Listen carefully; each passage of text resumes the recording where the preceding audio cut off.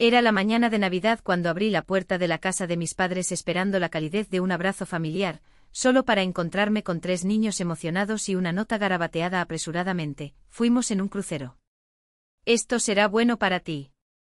La furia me invadió tan rápido como el cronómetro de 60 minutos que puse en mi celular antes de llamar a mi madre.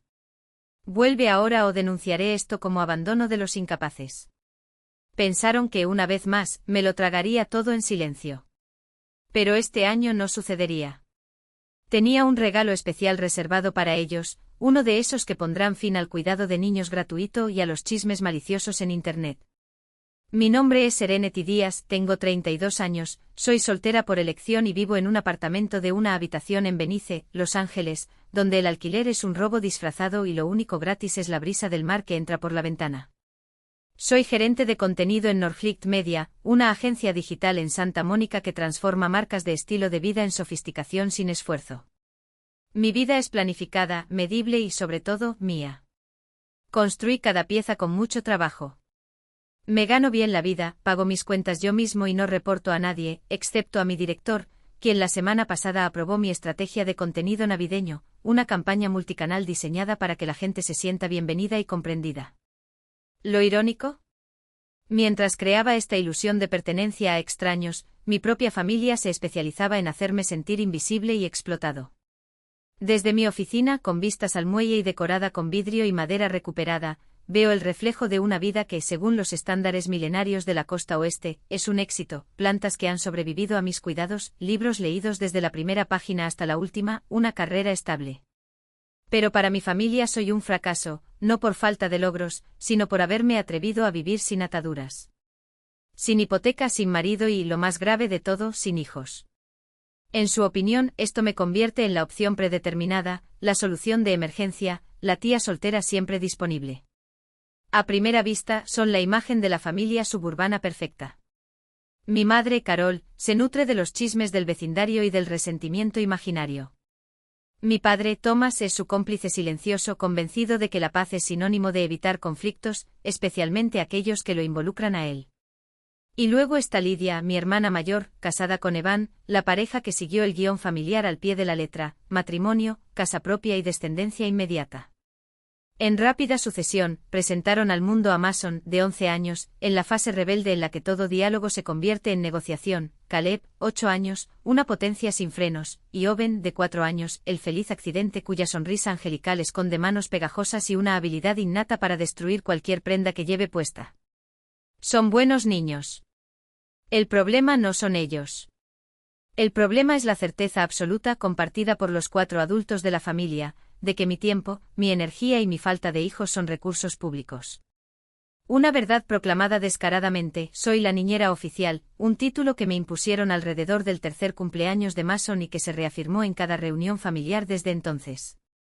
En acción de gracias, mientras Lidia y Evan descansaban después del agotador viaje de 30 minutos hasta la casa de mis padres, yo estaba en la improvisada mesa para niños en el garaje, perdiéndome de conversaciones interesantes, comida caliente y vino decente. En Pascua pasé 4 años seguidos no cazando huevos sino supervisando la estación de pintura. Mis manos se pusieron azules durante días y mi paciencia se agotó para evitar que Owen bebiera agua con vinagre. El colmo de la humillación fue en la boda de mi prima el año pasado.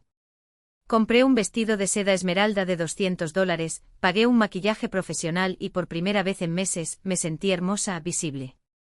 La ceremonia del atardecer en la bodega, el aire perfumado de rosas, todo me hizo creer que esa noche podría ser diferente. Hasta que mi madre me interceptó camino al cóctel, con esa sonrisa tensa que siempre precede a una petición absurda. Serenidad, cariño. Lidia y Evan no han tenido una noche para ellos en mucho tiempo. Los niños están en la suite de luna de miel. Son solo unas pocas horas, sé una buena hermana. Mis pocas horas duraron hasta medianoche. Cené nuggets fríos del menú infantil y medio trozo de pastel de bodas que una dama de honor solidaria me pasó en secreto. Extrañé los brindis, el vals de los novios, mi propia noche. Sentada en esa habitación floral de una tienda de segunda mano, escuchando a Moaña por 7ª vez, algo dentro de mí, una grieta que había estado supurando durante años, finalmente se partió por la mitad. Recuerdo la tela de ese vestido, seda fresca, de un verde intenso que me había llevado semanas encontrar. Por primera vez en mucho tiempo me sentí elegante, parte de algo más grande. La ceremonia fue impresionante, el cielo pintado de tonos vino, las risas de los invitados resonaban entre las vides. Hasta que llegó el toque en el hombro. Mi madre, Carol, con esa sonrisa cortante y los anillos clavándose ligeramente en mi brazo. Ah, aquí estás. Escucha, Lidia está agotada, ya sabes cómo está Evan con su dolor de espalda. Solo necesitan algo de tiempo. Los niños están en el 205. Manténlos callados, ¿vale? Miré más allá de ella, las luces del jardín parpadeaban, tocaba un cuarteto de cuerda, mis amigos de la ciudad saludaban con la mano hacia la torre de champán. Mamá, no se puede. Es una fiesta. Es mi noche. Su sonrisa se congeló. Serenidad, no seas difícil. Es familia. ¿Qué es más importante, coquetear con extraños o ayudar a tu hermana? Son solo las tostadas, suben después de cenar. Mentir. Solo los brindis se convirtió en solo hasta que se corte el pastel, que se convirtió en están bailando mucho, que lo disfruten. Cuando me encontré encerrado en el 205, un cubículo beige que olía a desinfectante industrial, Mason y Caleb ya estaban peleando por el Nintendo Switch, mientras Owen, que entonces tenía 3 años, lloraba histéricamente hasta que encontré a Paw Patrol en la televisión del hotel. Pedir el servicio de habitaciones fue un acto de desesperación, unos nuggets tibios, con sabor a quemado, que llegaban 1 hora más tarde. Me senté en la áspera colcha de poliéster con el vestido arrugado y el maquillaje crujiendo, mientras el ruido sordo de la fiesta de abajo me recordaba todo lo que me estaba perdiendo. A las 11:30 de la noche le envié un mensaje de texto a Lidia, ¿vienen a buscarlo o no? Owen está durmiendo en el suelo. Silencio. A medianoche llamé, buzón de voz. Terminé empujando a mis 3 hijos dormidos dentro de mi auto, violando al menos 2 leyes sobre asientos de seguridad, y llevándolos solos a casa. Solo más tarde descubrí que Lidia y Evan estaban en el bar del hotel tomando tragos de tequila con los primos del novio. Nunca hubo una disculpa. Solo un seco agradecimiento al día siguiente, gracias por lo de ayer, nos salvaste. Olvidé el chupete de Owen en tu coche. Entonces, cuando sonó el teléfono 2 semanas antes de Navidad, un martes por la tarde, justo en medio del análisis final de las métricas de la campaña, ya estaba nervioso. Era mi madre. Sin andarnos con rodeos como siempre. Serenidad, ¿cómo va el trabajo? A ella nunca le importó mi trabajo, excepto como un obstáculo para sus planes. Estoy ocupada, mamá. Lanzamiento de la campaña de fin de año. ¿Qué fue? Oh, qué maravilloso. Mira, tenemos algo nuevo. Tu papá y yo decidimos hacer algo especial este año. Nos vamos a un crucero por el Caribe y llevaremos a Lidia y Evan. Todo por nuestra cuenta. Unas auténticas vacaciones en familia. Mi estómago se revolvió. Conocía ese tono. Tenemos un plan maravilloso que casualmente depende completamente de usted. Estómago. Por supuesto. Obviamente no había nadie aquí. Porque por supuesto nunca se había tratado de mí. La casa estaba a oscuras, las cortinas corridas como párpados pesados. No parpadearon luces navideñas ni señales de movimiento. Solo el zumbido distante de una cortadora de césped 3 cuadras más abajo, como si todo el mundo estuviera siguiendo el guión, excepto yo. Mi teléfono vibró. Un mensaje de mi papá, estampado con la hora exacta de mi llegada, lo siento, hija. Lidia tuvo una emergencia con Owen, fiebre alta. Lo llevamos a la sala de emergencias. Pero dejamos tu regalo en la mesa de la cocina. La llave está debajo del inodoro. Tómala y vete, ¿de acuerdo? Besos. Me reí. Un sonido seco y sin humor. Emergencia. Sala de emergencia. Las palabras tenían el peso adecuado, la urgencia calculada para desarmar cualquier cuestionamiento. ¿Y la llave debajo del baño? El toque final del teatro, mira cómo confiamos en ti, incluso cuando estamos fuera. Abrí la aplicación de grabaciones. Allí estaba, inmaculado, nadie te pedirá que cuides de nadie. Te doy mi palabra. La voz de mi padre, suave como la seda envenenada. No entré. No toqué el pomo de la puerta, no busqué la llave, no recogí otra migaja de culpa para masticarla más tarde. En lugar de eso, tomé una foto de la calle vacía, la casa oscura, el mensaje del teléfono celular, todo en un solo cuadro. Evidencia. No para ellos. Para mí. Cuando el auto arrancó sentí que algo se aflojaba en mi pecho como un viejo nudo que se desataba. No fue alivio. Era más pesado que eso.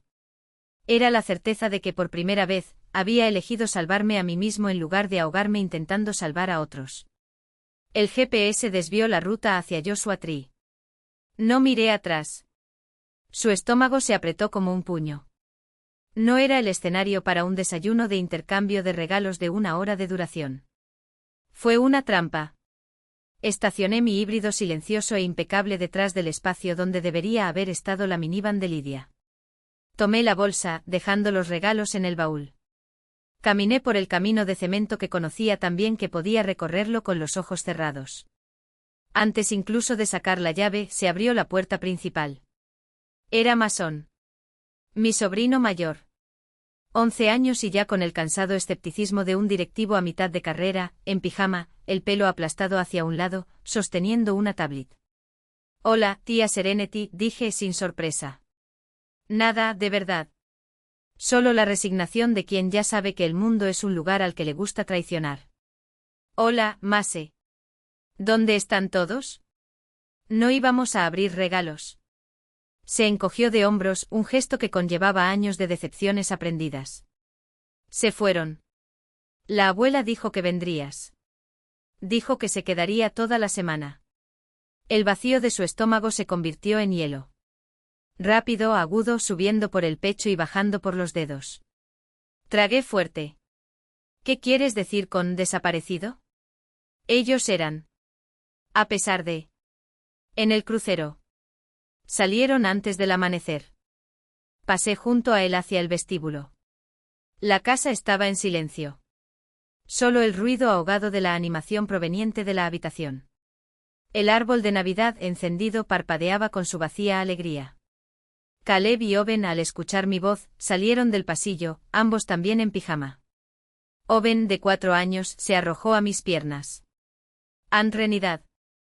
Lo levanté sobre mi regazo, mi cuerpo actuó por instinto mientras mi mente corría. Entré en la habitación. En la cocina. Y ahí estaba. En la isla central de granito colocada justo en el medio para que no pudiera ignorarla, una hoja del costoso papel color crema de mi madre, con su letra agresiva e inclinada hacia la derecha, llenaba la página. Serenidad, ni cariño, ni nada. Nos fuimos todos al crucero. Tu padre y yo decidimos que Lidia y Evan merecían un descanso. Como no estás ocupado, esto funciona para todos. Será una buena experiencia para ti. Experiencia. La palabra estaba subrayada 2 veces, una puñalada deliberada. A continuación, una lista puntiaguda, meticulosa e irritante. Asterisco, Owen, siesta a la 1 de la tarde, sin azúcar después de las 4 de la tarde. Caleb, hora de lectura a las 8 de la tarde, va a pelear. Tienes que leerlo. Mason, límite de tiempo de pantalla de 2 horas. Él mentirá y dirá que estás equivocado. No le creas, asterisco. Continuó, la contraseña de Wi-Fi, la marca específica de pizza congelada que debían comer, el número de la vecina, la señora Gabel, solo para verdaderas emergencias, no la molestes a menos que la casa esté en llamas. Era un manual operativo completo para 7 días de niñera no remunerada. Un trabajo que había rechazado, de forma explícita, reiterada, con todas las letras. No fue un malentendido. Fue una emboscada. Mi primer impulso fue gritar. El segundo, llorar. Yo no hice ninguna de esas cosas. Lo que descendió sobre mí fue una calma helada y aguda. Tranquilidad táctica. Dejé a Owen en el suelo. Chicos, necesito hacer una llamada. ¿Puedes ver la caricatura por unos minutos más? Está bien, Caleb ya estaba retrocediendo. ¿Puedes hacer panqueques? Dentro de un ratito, cariño. Ve allí. Tan pronto como salieron de la cocina, saqué mi celular de mi bolso. Mis manos estaban firmes. Abrí la cámara. Centré la nota en el granito, la luz de la ventana iluminaba cada curva de la letra de mi madre. Hacer clic. Me acerqué a la palabra experiencia y tomé otra. Una toma amplia de la nota sobre el mostrador. Se registraron los metadatos, ubicación, casa de mis padres, hora 10:03 de la mañana, todo se guardó instantáneamente en mi nube cifrada. Era la prueba A. Luego fui a la puerta principal. Mi padre, en un ataque de paranoia suburbana el año pasado, había instalado un timbre RIN. Me había agregado a la cuenta familiar. Para emergencias, había dicho. Eso, decidí, calificado. Cerré la puerta en silencio y me quedé en el porche. El aire frío de la mañana me mordió las mejillas. Abrí la aplicación. Recorrí el historial con el pulgar. Pasé por el movimiento detectado a las 2:15 de la madrugada, un mapache, el movimiento detectado a las 4:30 de la madrugada, la entrega del periódico, hasta que lo encontré. Persona detectada a las 5:08 de la madrugada. Yo jugué. El vídeo, granulado y descolorido por la oscuridad previa al amanecer, empezó a reproducirse. La puerta principal se abrió. Mi padre, Thomas, salió primero, arrastrando una gran maleta negra. Seguida por mi madre, Carol, con su propio equipaje con ruedas. Luego Lidia y Evan, cada uno con sus maletas. 4 adultos. 4 maletas grandes. 2 manos. Observé paralizado mientras cargaban metódicamente el maletero del todoterreno de mi padre. No hubo prisa. Había organización. Esto había sido planeado. Vi a mi madre decirle algo a Lidia. Ambos se rieron. Ellos se rieron. Ni siquiera se molestaron en traer la minivan de Lidia. Significaba que todos habían venido aquí la noche anterior, habían dormido aquí, se habían ido juntos en un coche y habían dejado la minivan en casa de Lidia como cebo. El clip duró 1 minuto y 34 segundos. Terminó cuando mi madre cerró la puerta principal y la cerradura hizo clic con fuerza, antes de subir al auto y alejarse. Dejando la casa a oscuras. Silencioso. Con 3 niños menores de 12 años durmiendo en su interior. Presioné descargar. El archivo se guardó directamente en mi teléfono celular. Prueba B. Regresé adentro con el corazón como un duro guijarro en el pecho. Fui a la cocina. Le envié un mensaje a mi madre. Solo 2 palabras. Estoy aquí. Las burbujas de escritura aparecieron casi instantáneamente. Ella estaba en el aeropuerto esperando. Esperaba un texto de frustración resignada.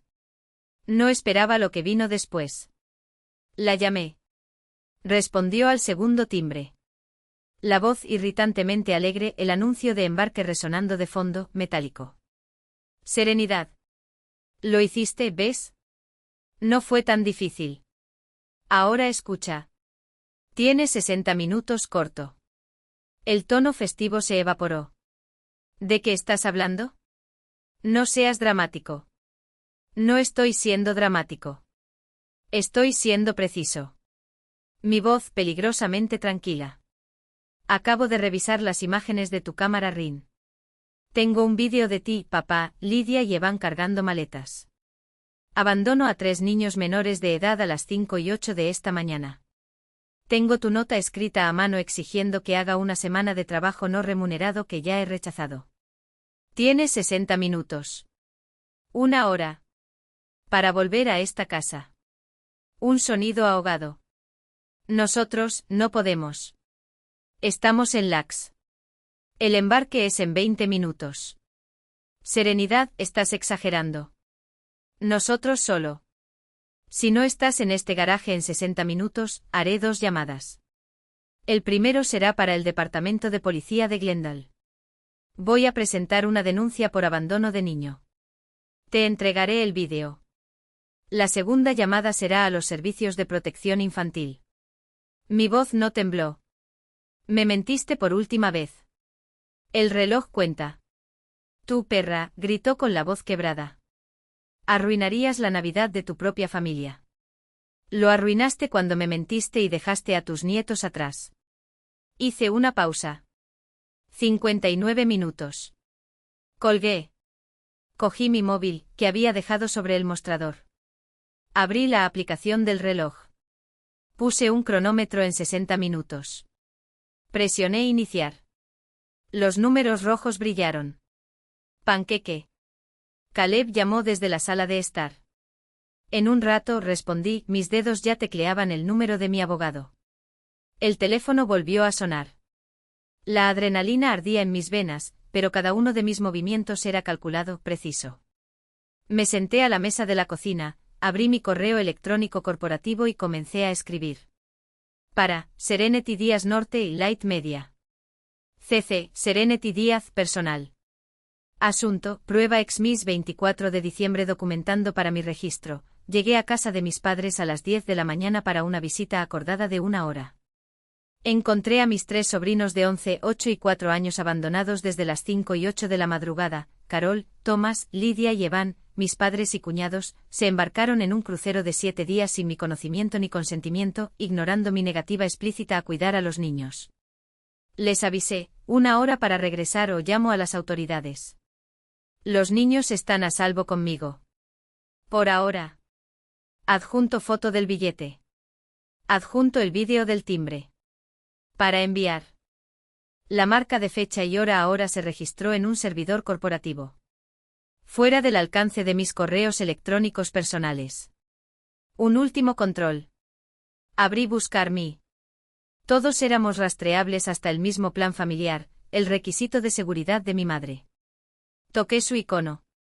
El punto azul parpadeó, Aeropuerto Internacional de Los Ángeles, Terminal 4. Todavía allí. Pensó que estaba mintiendo. Capturé la pantalla. Lo guardé en la carpeta X a más evidence. Tía Renadi, tengo hambre. Owen regresó arrastrando los pies a la cocina, abrazando a su animal de peluche. Lo miré, esa carita sin malicia, y la furia que me invadió era tan pura que casi me asfixia. Lo usaron. Usaron los 3. Respiré profundamente. Conozco mi amor. Lo sé. Solo 1 minuto. Voy por la masa para panqueques. Lo levanté sobre mi cadera, abrí la despensa, leí las instrucciones de la caja con calma mecánica. La voz firme. Mientras el cronómetro del mostrador contaba, 52 minutos. El cronómetro marcaba las 10:12 cuando los panqueques estaban listos. Encontré la sartén antiadherente, el almíbar, la mezcla. Trabajé con precisión quirúrgica, con la mirada fija en los segundos que iban cayendo. Los niños, ajenos a ello, se sentaron en un rincón de la cocina, lejos de la isla de granito donde descansaba mi teléfono, mi cronómetro y, con ellos, mi futuro como mujer libre. Mason pasó el dedo por la pantalla de la tableta, un acto de rebelión que ignoraría. Caleb construyó un lago de almíbar. Owen trituró el panqueque hasta obtener una pasta húmeda y pegajosa. El aire olía a trampa y traición. Tomé un sorbo de agua, de espaldas a la ventana de la cocina, cuando vi el destello negro. El todoterreno de mi papá. Entró al garaje a toda velocidad, con los neumáticos chirriando sobre el cemento. No estacioné. Llegó. Seguida, un segundo después, por la minivan plateada de Lidia, conducida como si cada golpe en el volante fuera un martillazo. Dije, mi voz tan controlada que sonaba irreal. Parece que la abuela y el abuelo han vuelto. Termina los panqueques. Han vuelto. Mason ni siquiera levantó la vista de la pantalla. Extraño. El cronómetro marcaba las 9:47. Habían llegado con 9 minutos y 47 segundos de sobra. Las puertas se cerraron de golpe 4 veces en rápida sucesión. No era el sonido de una familia llegando. Era el sonido de un equipo táctico derribando una puerta. Escuché la llave rascar la cerradura y la puerta se abrió de par en par. Mi madre llegó primero, un huracán de indignación fabricada. El rostro que había visto reír en la oscuridad del vídeo del timbre era ahora una máscara de furia verde, el traje de cachemira beige ya arrugado por el pánico. «Tú», gritó apuntándome con el dedo como si fuera una pistola. Ni siquiera un saludo. Ni una sola pregunta sobre los niños. Solo ese gesto. Lo arruinaste todo. Destruiste la Navidad. Nuestro único viaje arruinado. Mi padre, Thomas, entró detrás de ella, con el rostro gris como el plomo. Estaba sosteniendo su teléfono celular, probablemente comprobando el estado del vuelo. Lidia y Evan abrieron la puerta detrás de ellos, con expresiones duras como la piedra. Evan, mi cuñado, ya estaba temblando con ese enojo mezquino del hombre que se siente desafiado. Niños, lleven la comida a la sala, dije sin quitar los ojos de mi madre. La televisión está encendida. Mason empezó a protestar, pero ese tono les hizo obedecer. Escuché los pasos alejándose y el volumen de la animación subiendo. Estábamos solos en el vestíbulo. Los 4 contra mí. El cronómetro del mostrador seguía corriendo clic, clic, clic, como una bomba de tiempo. «¿Estás gritando, mamá?», le dije, mi voz aguda como el cristal. «Estoy gritando». Escupió. «Me amenazaste». Llamó criminal a su propia madre debido a un malentendido. «No fue un malentendido», respondí. «Era un plan». «Esto es increíble». Escupió Lidia, avanzando. Todavía llevaba botas para la nieve. «Siempre tienes que hacer que todo gire en torno a ti, Serenity. Solo queríamos hacer algo bueno por nuestros padres, y tú necesitas montar este circo. Dejar a 3 niños solos en una casa durante 5 horas, con la intención de desaparecer durante 7 días, ¿es un circo?». Repetí cada sílaba un golpe. «Sabías que vendría», interrumpió Evan cruzándose de brazos. Era más bajo que yo, pero inflaba su pecho como un pavor real. Todo estaba acordado. Simplemente no te gusta no tener el control. No me gusta que me mientan. Giré la cabeza lentamente hasta quedar mirando a mi padre. Intentó mimetizarse con la pared beige, mudo. «Papá», dije. «Me miraste a los ojos». «No. No me miraste. Me habló por teléfono. Me diste tu palabra». Se estremeció. «Serenidad, ahora no es el momento». «¿Qué me prometiste?», pregunté en voz baja. Y eso los asustó más que los gritos de mi madre. «Yo te dije que vinieras», tartamudeó, moviendo los pies. «Para los presentes». «¿Y el resto?», insistí. «¿Qué más prometiste, papá?». «Prometió que estarías aquí». Ladró mi madre. «Todos lo prometemos». No, corregí. «Eso es lo que planeaste». Me prometió algo diferente. Cogí el teléfono del mostrador. El cronómetro marcaba las 7:12. No lo detuve. Deslicé la pantalla, abrí mis archivos de audio y encontré Xmus para amistad. Levanté el teléfono celular con el pulgar en posición de reproducción. «Lo prometió», dije citando, «solo 1 hora». 10 horas, 10. Abre los regalos y te vas. Nadie te pedirá que estés con nadie. Te doy mi palabra. Presioné reproducir. Su voz, metálica y falsa, llenó el vestíbulo. Nadie te pedirá que estés con nadie. Te doy mi palabra. Lo jugué de nuevo. El silencio que siguió fue tan denso que se podía cortar. La boca de mi madre, abierta para otro ataque, se congeló. Lidia parecía atónita.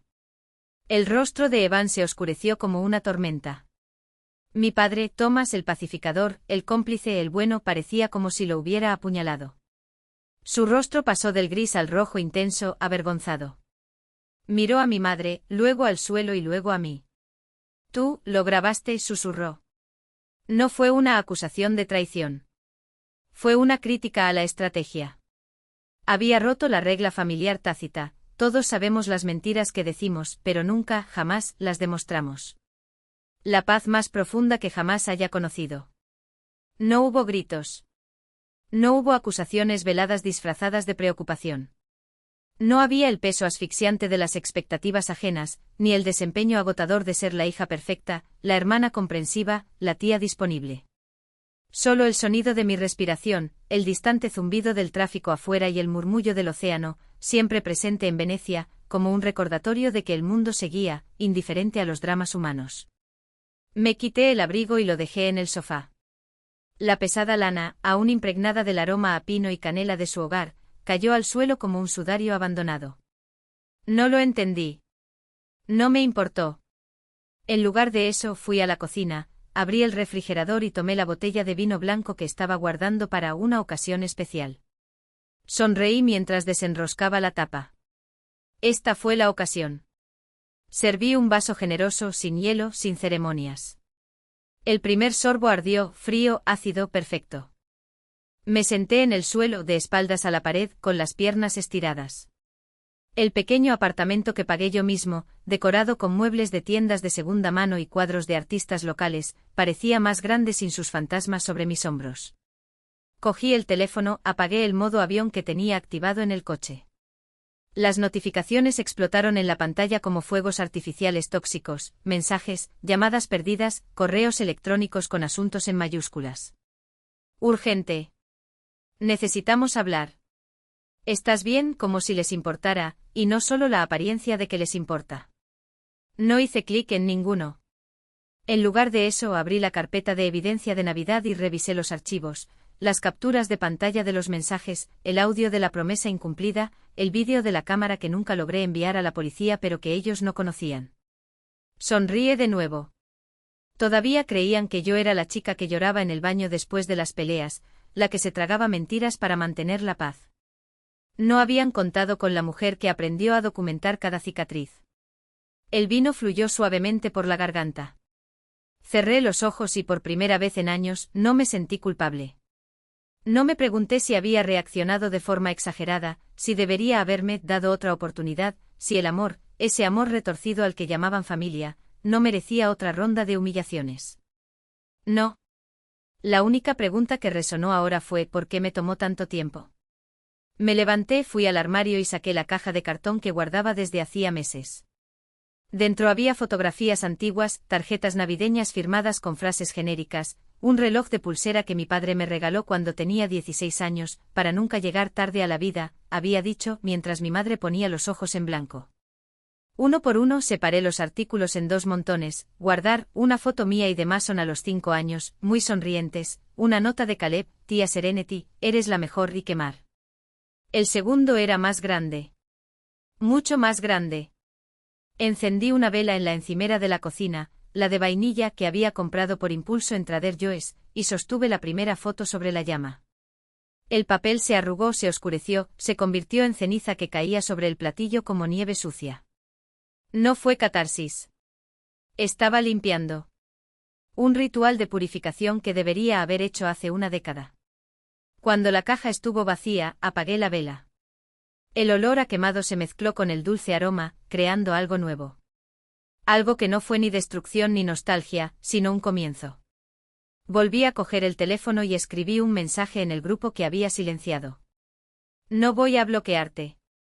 Esta elección es tuya, al igual que todas las demás hasta hoy.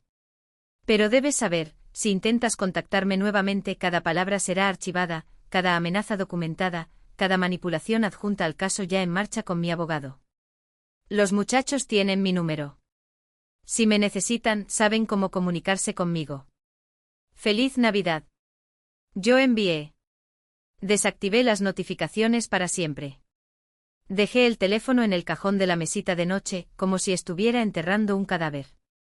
En la sala me esperaba la Navidad que había elegido, un arbolito con luces blancas, regalo de una amiga, un libro nuevo en la mesa de café, la perspectiva de pasar una noche entera sin tener que explicar mi existencia a nadie. Ponerme el pijama, ver una mala película, dormir hasta tarde.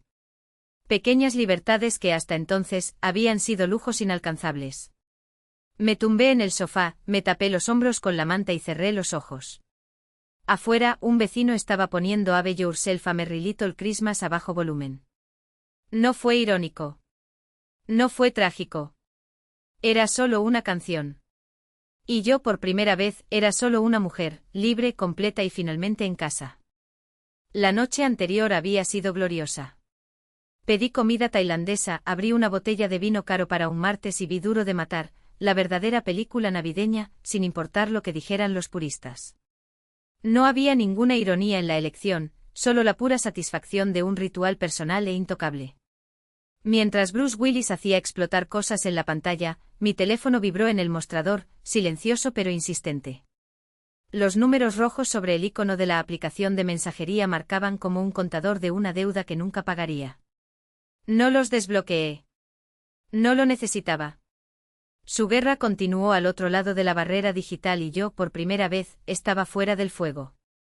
Dormí 10 horas seguidas.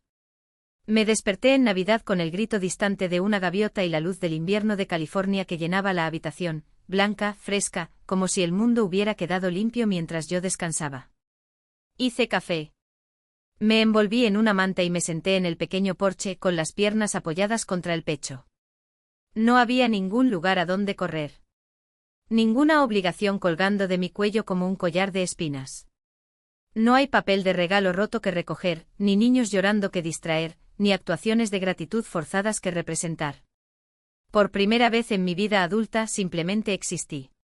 La paz duró hasta las 10:30 cuando la curiosidad, esa persistente traidora, se impuso.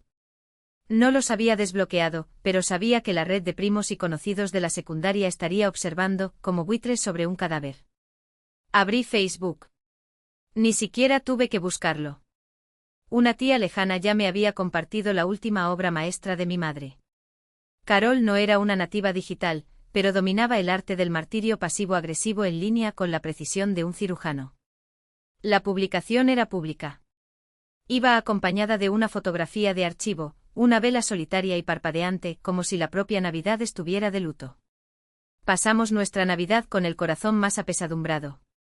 Intentamos dar un hermoso regalo, unas vacaciones familiares, y nos encontramos con tanta hostilidad y crueldad. A una madre le rompe el corazón.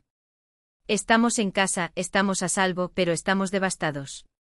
Orando para que la generación más joven encuentre la compasión y el respeto por la familia con la que crecimos. Tanta irresponsabilidad, tanto egoísmo. Tomémonos tiempo para sanar de esto. Ahí estaba. Sin nombres, sin detalles. Solo una acusación nebulosa diseñada para presentarla a ella como la víctima y a mí como el villano irresponsable que destruyó la Navidad. Fue un silbido para su ejército de chismosos suburbanos, una señal para llenar los comentarios con su indignación selectiva. Ay, Carol, ¿qué pasó? Qué falta de gratitud, la familia siempre es lo primero. Habían subido. Mi llamada era un límite privado. Este fue un linchamiento público. Decidieron controlar la narrativa, transformar mi negativa en amenaza, mi no en histeria. Convenientemente olvidaron la parte en la que abandonaron a 3 niños. Dejé la taza de café sobre la mesa. El silencio de la mañana ya no era paz, era estrategia. Había pasado toda mi vida alejándome de estas personas. Les había dejado definirme, usarme como moneda de cambio emocional, llamarme dramático cuando me atrevía a quejarme. Pero tenía la carpeta evidencia de Navidad. Tenía las grabaciones. Había un vídeo del timbre. Tenía la nota. Yo era administrador de contenidos, entendí las narrativas. Y yo estaba a punto de lanzar el mío. Abre la computadora portátil. Nueva publicación. Público. En respuesta a vagas acusaciones sobre mi irresponsabilidad, esta Navidad, comencé, tocando el teclado con los dedos con una frialdad que me sorprendió. Siento que no tengo más remedio que presentar una cronología clara y objetiva de los acontecimientos. No lo disfruto, pero no seré vilipendiado en la plaza pública. Escribí todo. Metódico. Quirúrgico. A las 10 de la mañana del 24 de diciembre, llegué a la casa de mis padres para un intercambio de regalos de 1 hora de duración prometido por mi padre, una promesa que tengo grabada. No incluye niñera. Cuando llegué encontré la casa vacía de adultos, ocupada solo por mis 3 sobrinos menores. Sus padres y los míos habían salido hacia el aeropuerto a las 5:08 de la madrugada. Dejando a los niños solos durante casi 5 horas. No hubo ninguna solicitud. Había una nota escrita a mano, no una pregunta, sino una orden, los cuidaría durante los próximos 7 días. Un trabajo que ya había rechazado explícitamente más de una vez. Le di a mi familia 1 hora para regresar y hacerse responsable de los niños. De lo contrario, se vería obligada a denunciar a las autoridades por abandono infantil. Regresaron 9 minutos antes del final. Adjunto las pruebas. La foto clara de la nota de mi madre, la captura de pantalla de la llamada con mi padre, sellada con fecha y hora, junto a la transcripción exacta de su promesa. Adjunto el vídeo de 1 minuto y 34 segundos del timbre RIN, la marca de tiempo de las 5:08, los 4 adultos, las 4 maletas, el clic de la puerta al cerrarse, dejando atrás una casa vacía. Terminé la publicación. No arruiné la Navidad. Puse un límite. Me negué a que me mintieran y me manipularan para pasar una semana de trabajo no remunerado. La suposición de que cualquier miembro de la familia, especialmente uno sin hijos, es una niñera estándar y gratuita es tóxica. Lo que mi familia hizo no fue solo egoísta. Fue peligroso. Fue ilegal. No discutiré más esto, la evidencia habla por sí sola. No mencioné a los niños. No revelé sus edades. Eliminé la dirección del vídeo. Esto no se trataba de ellos. Se trataba de los adultos. Hice clic en publicar. Cerré la computadora portátil. Fui a darme una ducha. Cuando regresé, mi teléfono se sintió poseído. Vibró sobre el mostrador como si quisiera saltar por la ventana. Mi publicación no solo había sido compartida, sino que había explotado. Primas, amigas de primas, grupos comunitarios locales, madres de Glendale, mujeres de Los Ángeles. Rompió las barreras. Fue compartido por extraños en todo el país, los comentarios fueron una avalancha. Dios mío, ese vídeo, la experiencia que tuviste con esa nota, la veo en rojo, soy tía, no niñera gratuita, esto, todo esto, esa es mi hermana. Esa es mi suegra. Gracias por publicar. No solo había compartido una pelea familiar. Ella da rostro y voz a una revuelta silenciosa de miles de mujeres.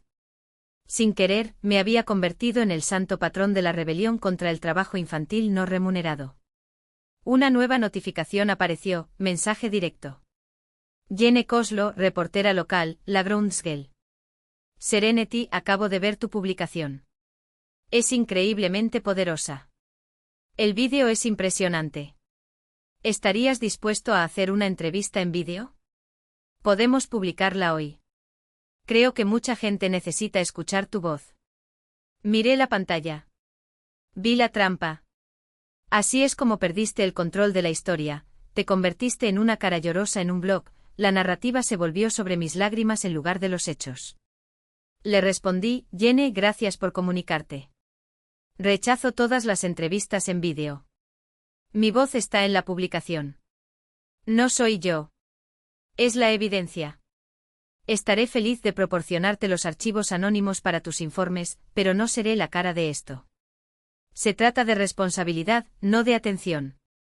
Ella respondió casi al instante. Respeto eso. ¿Puedes enviarme los archivos? Yo envié. Mientras exportaba el vídeo, llegó un mensaje de texto. Número desconocido. Serenity, este es tu abuelo Raymond. Tu abuela y yo acabamos de ver la publicación de Carol, y luego la tuya. Estamos de tu lado. Esto ha ido demasiado lejos. Estamos orgullosos de ti por tomar una postura. No dejes que te intimiden. Me quedé mirando la pantalla. Mi abuelo. El padre de mi madre. Un hombre tranquilo, un ingeniero jubilado, que observaba todo en silencio. Y ahí estaba él, entregándome un escudo sin que yo tuviera que pedírselo. Sentí un ardor en los ojos, ese dolor agudo que precede. Lágrimas que me negué a derramar en todo el día. Le respondí con dedos temblorosos, gracias, abuelo. Esto significa más de lo que crees. La validación duró poco. Mi familia, al ver cómo su frágil narrativa se desmoronaba bajo el peso de mi verdad, abandonó cualquier pretensión de sutileza. Detonaron la bomba. El primer ataque vino de Carol. Una nueva publicación, esta vez con mi nombre como objetivo, mi hija, Serenity Díaz, publicó un vídeo cruel y fuera de contexto para difamar a su familia. Estamos devastados. Tiene un historial de inestabilidad y se inventa cosas para llamar la atención. Estamos evaluando nuestras opciones legales. Ella me nominó. Guerra declarada. ¿Pero Lidia? Lidia fue más allá. No se molestó en usar palabras. Publicó una imagen. Una página escaneada, arrancada de un cuaderno. El papel amarillento por el tiempo con líneas descoloridas y cubierto con mi letra adolescente exagerada, dramática, la letra de una chica de 16 años. Mi letra. Era una página de mi diario cerrado con llave, el que guardé en el cajón de mi dormitorio durante mi segundo año de secundaria. Un diario en el que debió irrumpir hace 20 años y conservarlo como un trofeo. El pie de foto, mi hermana perfecta Serenity Díaz a los 16 años. Odio a todos en esta familia. Quiero desaparecer. Mi mamá es una psicópata y Lidia es una idiota. Ella siempre ha sido una sociópata solitaria y egoísta que odia a su familia. Eso no es nuevo. Esa es ella. Reina del drama. Los valores de la familia LYR, ¿verdad? El aire salió de mis pulmones.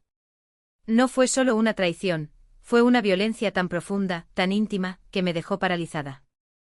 Ella lo había conservado. Como una cuchilla oxidada en un armario, esperando el momento adecuado para hundirse. Y entonces, como si eso no fuera suficiente, llegó Evan.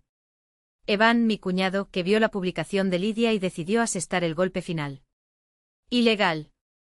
También publicó un documento. No era un diario. Era un formulario profesional escaneado, un formulario de admisión. Reconocí el título, el nombre del departamento de asesoramiento de mi antigua escuela. Paciente, Serenity Díaz, 13 años. Motivo de la visita, dificultades de adaptación social, ansiedad escolar, conflicto con los padres. No fue nada. Mis padres se habían mudado. Era nueva en la escuela y como cualquier niño en transición, me vi obligada a hablar con el consejero durante 2 sesiones. Corredor. Inofensivo.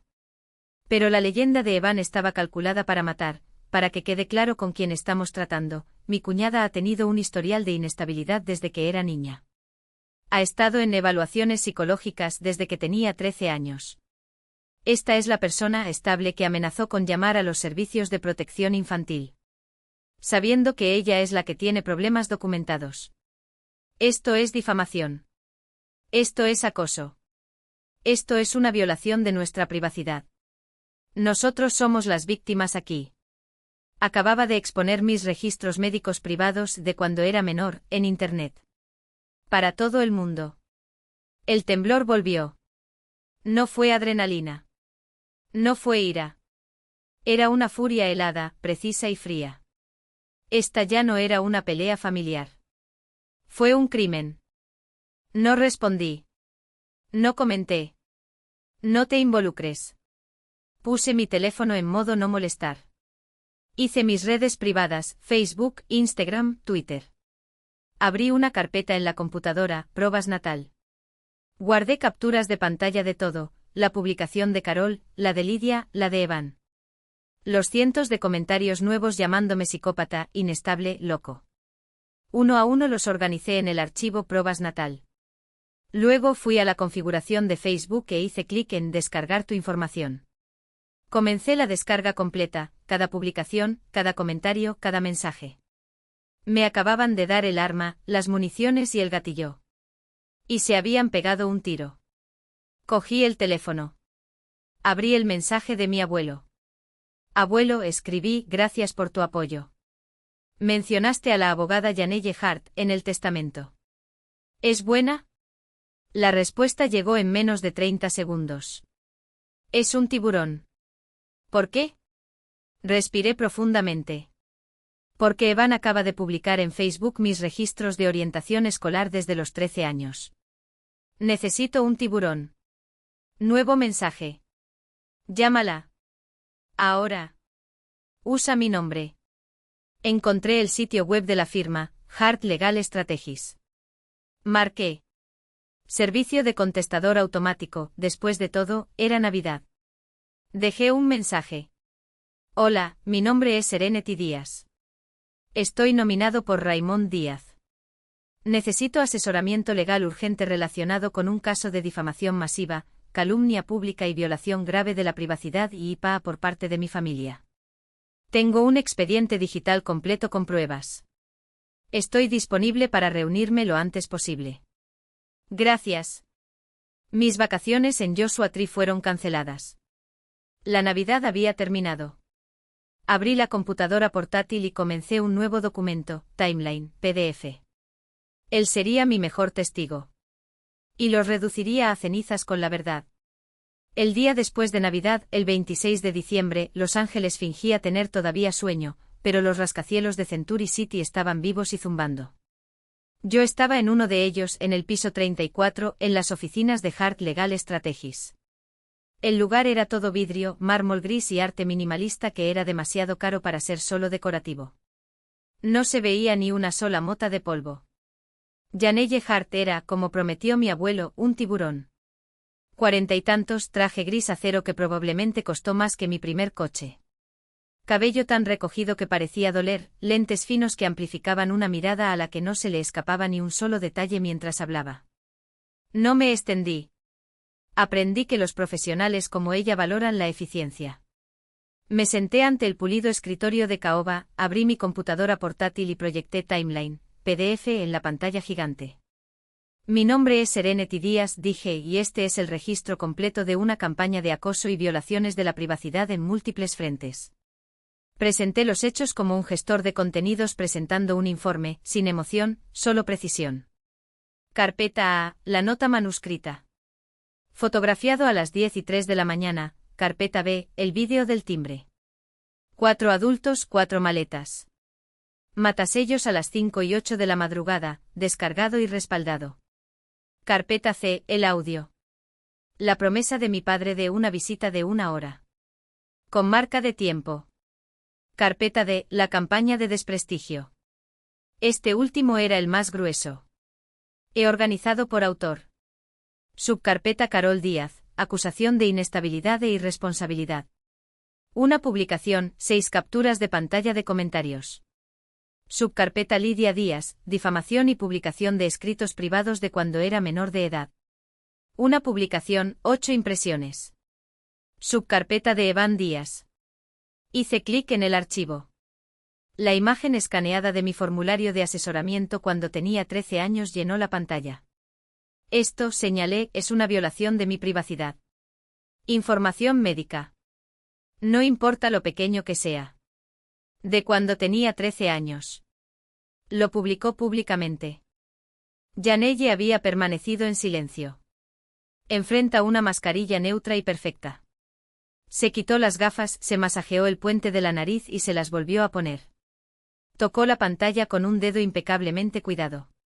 Esto aquí, dijo con la voz cortante como una espada. El resto es feo. Pero esto es ilegal.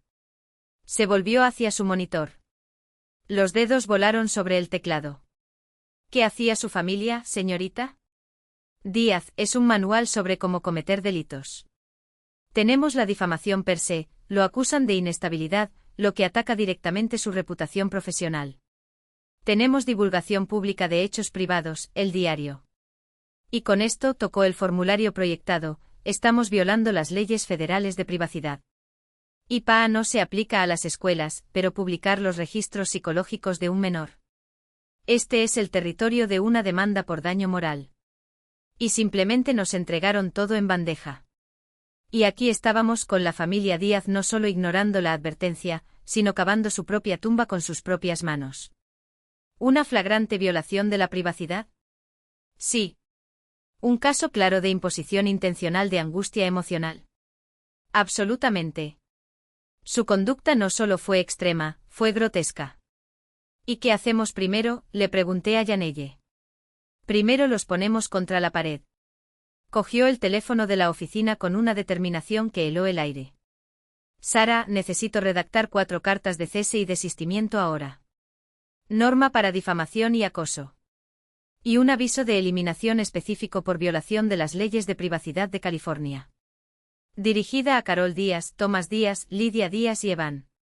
Ella me miró con ojos afilados como espadas. Se enviarán por Kerrie, correo electrónico y carta certificada. Los recibirán hoy a las 5 de la tarde. Las cartas lo dejarán claro, tienes 24 horas para eliminar todas las publicaciones, vídeos y documentos privados difamatorios relacionados contigo, Serenity Díaz, de todas las plataformas públicas o privadas. También deberán firmar por escrito un compromiso de cesar permanentemente cualquier contacto o mención suya. Si fracasan, sonrió una sonrisa fina y peligrosa, demandaremos. Fracasarán, dije. No fue una suposición. Fue una evaluación de carácter. Genial, respondió Janelle con un brillo casi depredador en sus ojos. Prefiero que fracasen. Hace mi trabajo más fácil. Me cobró un anticipo de $5.000, que pagué sin dudarlo, directamente con mis ahorros. No fue un gasto. Fue una inversión en mi futuro. Y como siempre, tenía razón. Las 24 horas expiraron a las 5 de la tarde del 27 de diciembre.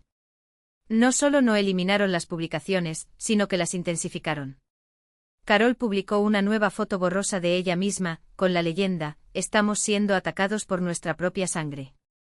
A veces la verdad duele y algunas personas prefieren contratar abogados antes que enfrentarla. No seremos silenciados. Por puro despecho, Lidia filtró otra página de mi diario, esta vez sobre un chico del que estaba enamorado en la adolescencia, con la leyenda: "Mira, ella siempre ha sido obsesiva y rara. Esta es la persona que nos amenaza". La publicación de Evan sobre mi historial de terapia se mantuvo, ahora con más de 300 comentarios apoyándolo a él y a Lidia, un aluvión de validación tóxica. A las 5:01 de la tarde, le envié las nuevas capturas de pantalla a Yanelle. Su respuesta fue una sola frase, seca y definitiva: "Nos vemos en el juzgado mañana 28 de diciembre". Y así fue. Yanelle presentó la demanda civil por daños y perjuicios, citando difamación, invasión de la privacidad e imposición intencional de angustia emocional. Pero la cosa no quedó ahí. "Necesitamos detener la hemorragia", explicó por teléfono, con su voz cortante como el acero. "Todavía no se trata de dinero. Se trata de control. También presentaré una solicitud de TRO, una orden judicial temporal. No es solo una medida de distanciamiento", aclaró, como si leyera mis pensamientos. "Es una orden de alejamiento por acoso civil, específica. No pueden, bajo ninguna circunstancia, publicar sobre ti, etiquetarte, mencionarte o hablar de ti públicamente. Si escriben su nombre, incurrirá en desacato al tribunal". Y con la historia clínica en la mano, hizo una pausa dramática: "El juez concederá". Cuando la máquina legal empezó a funcionar, volví a trabajar. Mi cronograma para EDF ya era sólido, pero tenía que ser irrefutable. Agregué una nueva sección: exposiciones. Anexo A, la nota en alta resolución. Prueba B, el registro del timbre e impresión completa del día, que muestra la salida a las 5:08 de la madrugada y mi llegada a las 10 de la mañana en punto. Anexo C, el itinerario del crucero. Una simple búsqueda reveló un Caribbean Royal Manner de 7 días que salió de Lax en un vuelo charter el 24 de diciembre. He incluido capturas de pantalla de las rutas de vuelo y el horario del barco. Todo coincidía perfectamente con su línea de tiempo. Prueba D, el audio, la promesa de mi padre. Anexo E, la campaña en las redes, ahora organizada por fecha y hora, mostrando la escalada sistemática. Pero los archivos de audio y digitales podrían verse cuestionados. "Fingiste", decían. Necesitaban estar certificados. Llamé a Ben, un genio silencioso del Departamento de Seguridad Informática de Norflicht Media. No lo llamé amigo. Envié una solicitud formal para su consultoría privada, que encontré en línea. Necesito una certificación notarial de los metadatos de 3 archivos, una grabación de llamada, un vídeo de timbre y una serie de capturas de pantalla. Fecha, hora y lugar de creación originales, sin cambios. Pago tu tarifa completa de autónomo. Su respuesta fue inmediata: "Sube los archivos a mi servidor seguro. El documento jurado saldrá dentro de 2 horas. Cumplido". El resultado fue impecable. Yo, Benjamin L. Chow, un experto forense digital certificado, por la presente doy fe de que el archivos más promisedad, MP3 fue creado el fecha/hora sin editar. Que el archivo ring-508 AM, MP4 fue descargado el fecha/hora intacto. Que las capturas de pantalla adjuntas permanecen fieles al original, con marcas de tiempo y geolocalizaciones validadas. Mi evidencia ahora era a prueba de balas. Esa noche recibí una llamada de mi abuela Evelyn. "Raymond y yo". Yanelle nos llamó, dijo con la voz ligeramente temblorosa. Preguntó si conocíamos la historia de la niñera. "Lo siento, abuela", respondí. "No quería que ustedes dos se vieran arrastrados a esto". ¿Arrastrado? Su voz se endureció. "Serenity, tu abuelo y yo hemos visto esto durante 15 años. Los vimos hacerte esto en acción de gracias. Lo vimos en la boda. Permanecimos en silencio. Mantuvimos la paz. Suficiente. Si nos necesita, si Yanelle necesita que firmemos algo, o que vayamos a esa sala del tribunal y le digamos a un juez que esto no fue algo aislado, sino un patrón de explotación, estaremos allí. Estamos listos. Le di las gracias con la garganta apretada. Solo faltaba una pieza del rompecabezas, los niños. Mis sobrinos. La única parte de esta historia que aún no estaba rota. No permitiría que mi familia los usara como escudo o arma en mi contra. No sería lo que fue mi madre. Ignoré los mensajes de Lidia y Evan. Pero había una línea de comunicación que no se cortaba. A las 7 de la tarde, nuestra hora habitual de llamada semanal, llamé al iPad de Mason, se lo había comprado y estaba vinculado a mi cuenta. Él respondió, su rostro en un primer plano granulado en el cuarto oscuro. Ansarinidad. Hola, laberinto. ¿Cómo estás? Estamos bien. Mamá y papá están súper enojados. Gritan mucho. Lo sé. Lamento que tuvieras que escuchar esto. Respiré hondo. Esto no tiene nada que ver contigo. Lo sabes, ¿verdad? Ese es un problema de adultos. Está bien, dijo sin convicción. ¿Dónde están Caleb y Owen? Aquí, respondió girando la cámara. Estaban en su cama, construyendo algo con Lego. Anrenidad. Gritó Owen saludando. Hola, chicos. Hablé lentamente, cada palabra cargada de intención. Solo quería llamarte para saludarte y decirte que te amo. No importa lo que escuches, nunca me enojaré contigo. Nunca. ¿Estás enojado con mamá? Preguntó Caleb directamente. Me detuve. Elegí mis palabras con cuidado. No estoy enojado. Solo me aseguro de que todos sigan las reglas. Incluidos los adultos. Eso fue todo. Ahora muéstrame lo que estás construyendo. Estuve en la línea durante 20 minutos. Hablamos del ego. Hablamos de la escuela. No hablamos del crucero, del proceso ni de los gritos. Colgué. Guardé una captura de pantalla de sus caras. Fue mi prueba de que, incluso en medio del caos, mantenía algo puro. Una relación sana. No combativo. Y eso nunca me lo podrían quitar. La captura de pantalla fue para Yanelle. Solo para que conste. Un respaldo de mi cordura en medio de lo que vino después. Al día siguiente sonó el teléfono. Su voz no era la misma. No hubo la habitual firmeza profesional, ni ese tono calculado que me preparaba para lo peor. Había algo más, una tensión eléctrica, como si estuviera sosteniendo un cable con corriente entre sus dedos. Serenidad. Un descanso. Se concedió la TRO. El juez ni siquiera esperó la audiencia completa. Solo hizo falta el post médico, las fotos, los informes. Mi familia tenía 48 horas para borrar mi nombre de todas las redes sociales o enfrentar la desobediencia civil. Pero no fue por eso que llamó.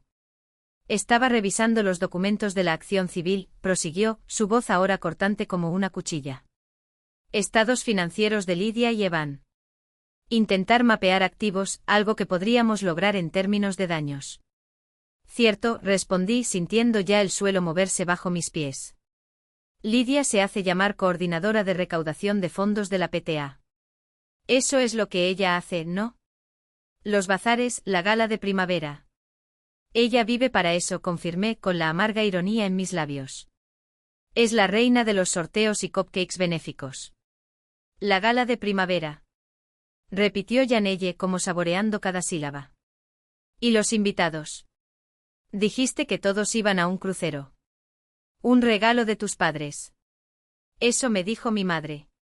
Silencio. Entonces. La PTA es una organización sin fines de lucro. Sus registros son públicos. Tienen un fondo caritativo. Su principal patrocinador corporativo de la gala. Fundación One Harbour Arts. Nunca había oído hablar de eso, dijo, pero ya lo sabía. Porque no existe, dijo Yanelle secamente. No es un 501c3 registrado. No es una corporación en el estado de California. Es un nombre ficticio. Y tenía curiosidad. Mi estómago se apretó como un puño. ¿Quién registró ese nombre, Yaneye? Tu hermana. Su voz fue un veredicto. Lidia registró la Fundación Harbour Earths hace 2 años. ¿Y la cuenta bancaria vinculada a esta fundación? Es de ella. La cuenta donde desvía los patrocinios de la PTA. Esa misma cuenta pagó $4.600 por 4 entradas. En Royal Caribe. El crucero que partiría en Navidad. La llamada terminó, pero el eco de las palabras de Yaneye permaneció. Estaba sentado en la mesa del comedor, ahora mi oficina de tiempo completo, mirando la pantalla de mi computadora portátil abierta a un documento de estrategia de contenido de Norflight Media. Las palabras flotaron ante mis ojos: malversación de fondos, nombre ficticio, fraude electrónico. No fue solo una mentira sobre un crucero. Fue un robo. Lidia no había recibido ningún regalo de mis padres. Había creado una fachada, una organización benéfica falsa, para chupar dinero de madres desprevenidas que pensaban que estaban ayudando a una escuela. Y luego usó ese dinero sucio para comprarse unas vacaciones de lujo. La frase de mi madre, un regalo para Lidia y Evan, ahora sonaba como una broma macabra. Ella lo sabía. O Lidia, la maestra manipuladora, había engañado a todos. La audacia fue impresionante. La arrogancia de creer que nunca me atraparían. Y entonces, como un relámpago, llegó el recuerdo. No una imagen, sino un sentimiento, el de haber sido utilizado, de que mi nombre y mis recursos hayan sido secuestrados sin permiso. No fue la primera vez. Regresé. Antes de la boda, antes de Navidad y Acción de Gracias. Incluso antes de mudarme a Venecia, cuando todavía intentaba establecerme en el mercado. Un sobre. Un número de cuenta. Una notificación. Una alerta de crédito. 2017, 6 meses en mi apartamento y allí estaba, una carta del servicio de seguimiento de mi banco. Se ha abierto una nueva cuenta a su nombre. Llamé confundido. Dijeron que era una compañía de cable. Supuse que era un error tipográfico, un cruce de datos. Alguien con un nombre similar. Estaba ocupado. Norflight Media estaba en su infancia y lo dejé pasar cuando dijeron que la cuenta estaba actualizada. Pero ahora, con Harbour Earths fresco en la mente, se reveló la magnitud de la traición de Lidia. Me temblaron las manos cuando abrí el servicio de seguimiento de crédito. Tuve que restablecer la contraseña. El código de 2 factores tardó una eternidad en llegar. Cada segundo era un cuchillo. Finalmente el informe. Solicité préstamos estudiantiles y pagados hace años. Revisé las tarjetas, todas con saldo cero. Y entonces ahí estaba. Cuenta cerrada, Berry Calm Cable Services. Inaugurado en junio de 2017. Cerrado en agosto de 2018. Dirección registrada, 1422 Sycamore Drive, Glendale, K. La dirección de Lidia. Ella había usado mi nombre. Mi CPF. Mi historial crediticio impecable para conseguir cable e internet. Durante 1 año. Abrió la cuenta, usó mi puntaje intacto y luego, cuando apareció una promoción mejor, la cerró. Como si fuera desechable. La ira que surgió fue tan pura, tan fría, que casi me dolió. Esto no fue solo manipulación. No fue solo un drama familiar. Eso fue un crimen. Miré el reloj, las 11:30. Tengo el número de Berry Calm. Sabía que sería un infierno. Gracias por llamar a Berry Calm. Para soporte técnico ingrese 1.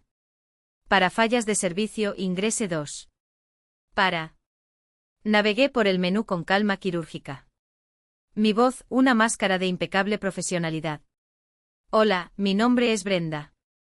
¿Cómo puedo ayudar? Hola, Brenda, corregí suavemente. En realidad, no soy cliente. Llamando desde la división de fraude de mi banco.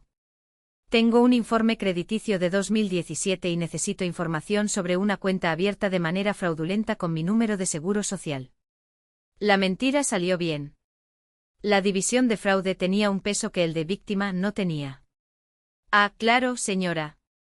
Puedo transferirme a nuestro equipo de seguridad. Un momento. Más música en espera. Otra voz. Soy Alex, División de Seguridad y Fraude. ¿Qué es el CPF en cuestión? Pasé los números. Escuché el teclado. Veo una cuenta cerrada aquí. Inaugurado en junio de 2017 en 1422 Sycamore Drive, Glendale. ¿Afirmas que no lo autorizaste? Correcto. Nunca viví allí. Esta cuenta fue abierta sin mi consentimiento. Necesito el correo electrónico y el número de teléfono utilizados al registrarme. Una pausa calculada. Alex, la privacidad que estás protegiendo es la de la persona que cometió un delito contra mí. Mi abogado solicitará estos datos, pero ahora les doy la oportunidad de cooperar. No estoy pidiendo la contraseña. Solicito el correo electrónico de contacto utilizado para abrir la cuenta fraudulenta. Silencio.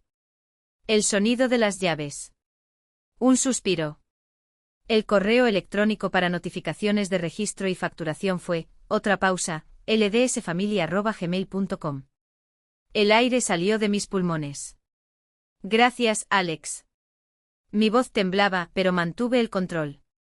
¿Cuál es el número de protocolo de esta llamada? Lo necesito para el proceso. Me lo pasó. Observé, registro de llamadas fraudulentas Berry Calm, anexo F. Colgué. Me quedé allí, el mundo se inclinaba bajo mis pies. No fue solo el crucero. No fue solo la niñera. Era un patrón. Una carrera en derecho penal. Y supe exactamente qué hacer a continuación. Abrí el portal de registros públicos del Condado de Los Ángeles. La interfaz era tosca, una reliquia digital. La interfaz era un laberinto de botones obsoletos y menús confusos, pero sabía cómo navegar en el caos. Escribí Distrito Escolar Unificado de Glendale en la barra de búsqueda. Luego profundicé en los archivos públicos de las PTA asociadas. 20 minutos de clics metódicos, de filtros aplicados con precisión quirúrgica, y ahí estaba, un PDF escaneado del programa de la Gala de Primavera 2019, una copia mal escaneada, con páginas torcidas y texto borroso. Me desplacé hasta el final, donde en pretenciosa letra dorada, una sección agradecía a los patrocinadores generosos. En la parte superior, como una firma con sangre, Harbour Arts Foundation, Gold Star Partner. Fue real. Ella lo había publicado. Había monetizado la mentira a plena luz del día. Todo ese tiempo mi madre me había pintado como la hija villana, inestable y problemática. ¿Pero Lidia? Lidia era una criminal con tarjeta. ¿Y Carol, mi madre, dónde encajaba ella en esta ecuación? Cogí el teléfono y llamé a mi abuelo. Sin complicaciones ni bromas. Raymond, soy Serenity. Mi voz cortó el aire como una espada. Esa historia de Harbour Arts, me contó Janelle. Encontré registros de la PTA en línea. Silencio. Un silencio pesado, lleno de cosas no dichas. No me sorprende, cariño. Su voz era ronca, cansada. Siempre fuiste meticuloso. ¿Tu abuela alguna vez mencionó algo? ¿Tu madre? Otra pausa. Esta vez más tiempo. Tu abuela y yo, suspiró. Hace 6 meses que no vamos a casa de tu madre. Los gritos, las fanfarronadas. Somos demasiado viejos para eso. ¿Alardear? Repetí sintiendo el hielo formarse en mis venas. ¿Acerca de? Sobre todo. Refunfuñó con amargura. La casa de Lidia, la promoción de Evan, la PTA. Sí, estaba muy orgullosa de la PTA. Un escalofrío mortal recorrió mi espalda. ¿Qué dijo exactamente, abuelo? Fue después de ese baile, la primavera pasada. Su recuerdo era claro, doloroso. Tu madre estaba radiante. Dijo que Lidia era un genio recaudador de fondos. Que tenía una amiga muy importante en la junta escolar que estaba muy impresionada con ella. Su voz se volvió más seria. Le están entregando las riendas, sin burocracia, sin supervisión. Confían en ella, afirmó. Saben que da resultados. Sin burocracia. La última pieza del rompecabezas encajó en su lugar con un siniestro clic. Carol no era solo una cómplice pasiva. Ella era una aliada activa. Tal vez no conocía los números de cuentas, los esquemas detallados. Pero estaba tan cegada por el éxito de su hija, tan embriagada por sus conexiones y su prestigio, que celebró la falta de supervisión que hizo posible el crimen. Ella no solo lo permitió, lo aplaudió. Llamé a Yanelle. Tengo más. Mi voz era un hilo de acero. Y no es bueno. Te hablé de la cuenta de Veracama, del robo de identidad. Le hablé del testimonio de mi abuelo. Sobre las alardes de Carol, la ausencia deliberada de burocracia. Yanelle guardó silencio. 10 segundos de vacío tan denso que podrías cortarlo. Serenidad. Cuando habló, su voz era una espada afilada. El fraude de identidad es un asunto civil claro. La incluiremos en la demanda como parte de un patrón de acoso y buscaremos daños y perjuicios significativos. Pero el fondo de la PTA. Una pausa. Ese ya no soy yo. Se me cayó el estómago. ¿Qué quieres decir? Este es un caso penal. Cada sílaba era un martillo. Malversación de fondos de una organización sin fines de lucro del distrito escolar. Fraude electrónico. Y gracias al testimonio de tu abuelo, connivencia. Tengo la obligación profesional y ética de transmitir esto. Se me heló la sangre. ¿Adelante hacia dónde? A la oficina del fiscal de distrito del Condado de Los Ángeles. División de delitos de cuello blanco. La habitación dio vueltas. El fiscal del distrito. Sí. Su voz no dejaba lugar a discusión. Esto ya no está en mis manos. Es probable que mi caso civil quede en suspenso en espera del resultado de la investigación penal del Estado. ¿Y yo? Mi pregunta fue un susurro. ¿Qué significa esto para mí? Significa que eres el testigo clave en mi caso civil. Su voz era firme e implacable. Pero también será un testigo material para el Estado de California. La citarán. Tendrás que testificar. En un tribunal penal. No como acusador. No como quien mueve las piezas. Como testigo. Solo diría la verdad. Yo presentaría las pruebas. Las pruebas que había desenterrado, la nota, el vídeo, el fraude de identidad. Todo esto pintó un cuadro. Un patrón. Respiré profundamente. Él está bien. Yo haré eso. Sé que lo harás. Su voz era casi un cumplido. Ahora, silencio. No les hables. No hables con nadie. No publiques, no respondas. La orden de alejamiento está vigente, pero son estúpidos y enojados. Intentarán contactar contigo. Ella tenía razón. La demanda y la orden de alejamiento los habían silenciado en las principales redes, pero las amenazas solo migraron a las sombras. 2 días después, un SMS de un número desconocido. ¿Crees que eres inteligente, perra? Destruiste esta familia. Cuídate las espaldas. Capturé la pantalla. Se lo envié a Yanelle. Bloqueé el número. Al día siguiente llegó un correo electrónico de un Gmail recién creado. A Lidia le encantaban los Gmail de sus hijos, no con el asunto, pagarás. En el cuerpo. Eres un monstruo. Un psicópata. Estás tratando de quitarme a mis hijos. No ganarás. Pagarás por lo que hiciste. Lo capturé. Lo reenvié. Lo bloqueé. Este era el nuevo ritmo. El silencio de la disciplina. Y el ruido de la desesperación. Mi trabajo en Norflight Media había sido una bendición. Mi directora, una mujer a la que siempre había admirado pero a la que nunca había sido cercano, me llamó después de que mi primera publicación explotó. Serenidad. Su voz era directa, sin rodeos. No voy a preguntar qué está pasando. Solo voy a decir, estáis de teletrabajo obligatorio hasta nuevo aviso. No me importa si es una semana o un año. También le envié el enlace confidencial a nuestro servicio de asesoramiento corporativo. Es anónimo. Depende de la empresa. Usar. Te pagamos para que administres el contenido, no una crisis familiar. Mantén la cabeza en alto. Nos encargamos de las métricas. Casi lloré. Una corporación me dio la seguridad y el apoyo que mi propia familia nunca tuvo. Entonces trabajé. Sentado a la mesa del comedor, de espaldas a la ventana, construí estrategias de contenido. Participé en videollamadas del equipo. Y en el fondo mi otra vida continuaba en silencio. Tenía una llamada semanal con mi nuevo terapeuta. Registros diarios en la oficina de Yanelle. Mantuve videollamadas semanales con mis sobrinos, grabadas con su consentimiento. Para conservar nuestros recuerdos, dije. De hecho, estaba construyendo un fuerte. Y dejé que mi familia, y ahora el fiscal de distrito, cayeran directamente en la trampa que ellos mismos me habían tendido. Él no habló. No publiqué. Dejo que la evidencia hable por mí.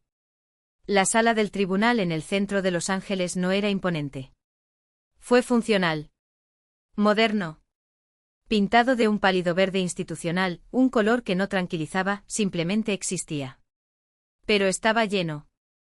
Los rumores sobre la audiencia, alimentados por un artículo posterior en el periódico local sobre la historia de la niñera navideña, habían atraído a una audiencia mixta, chismosos locales, observadores del proceso y, sospechaba, otras mujeres que vieron sus propias pesadillas reflejadas en mi testimonio. Yanelle y yo estábamos en la mesa del demandante. Llevaba un traje negro, sencillo, profesional. Pelo recogido. Quería parecer, me esforcé por parecer, aburridamente corporativo. Como si estuvieras en cualquier reunión. A 2 bancos de distancia estaban sentados, Carol, Thomas, Lydia, Evan. Tenían un abogado. Un hombre con un traje arrugado, el señor Klein, que ya parecía molesto por estar allí. No los miré. En las semanas previas a ese momento, me había entrenado para fijar mis ojos en un punto de la pared, justo encima de la cabeza del juez. Mirarlos sería involucrarlos. Conviértete en una hija. Hermana. Estuve allí como autor. Como testigo. El señor Klein comenzó argumentando en contra. Llamé a un taxi y llevé a los niños a mi casa. Porque a pesar de todo, yo seguía creyendo que las familias se protegen. Incluso cuando tu familia no te cree. No publiqué nada en las redes sociales por venganza. Lo publiqué porque, después de años de ser borrado, silenciado, convertido en una sombra conveniente, alguien necesitaba decir la verdad. Me llaman inestable. Pero la inestabilidad no es mía, es de ellos. Se trata de una madre que abandona a sus nietos en Nochebuena para no perder un vuelo. Es de un padre que promete protección y entrega traición. Es de una hermana que roba páginas de mi diario de adolescente y las usa como arma. Es de un hermano que viola mi privacidad médica para silenciarme. ¿Quieren hablar de dinero? Nunca pedí un centavo. Lo que siempre pedí fue respeto. Una simple palabra, no una frontera que no sería pisoteada. Convirtieron mi no en guerra. Por eso hoy, en esta sala, convierto esta guerra en justicia. Miré al juez Alpayete. Sus ojos no parpadearon. Señoría, no estoy aquí para destruir a mi familia. Estoy aquí porque ya lo destruyeron. Solo estoy recogiendo los pedazos. Y esta vez, no seré yo quien sangre sola. De puff como humo después de que se apaga el fuego. Uno a uno, los mensajes dejaron de llegar. Se cancelaron las invitaciones a almuerzos benéficos. Las llamadas que solían llenar tu teléfono celular con ping tras ping ahora se desvanecen en el silencio. Carol Díaz, la reina de la junta escolar, la mujer que movía cables con una sonrisa y un cheque, descubrió que su corona estaba hecha de papel maché y había llegado la lluvia.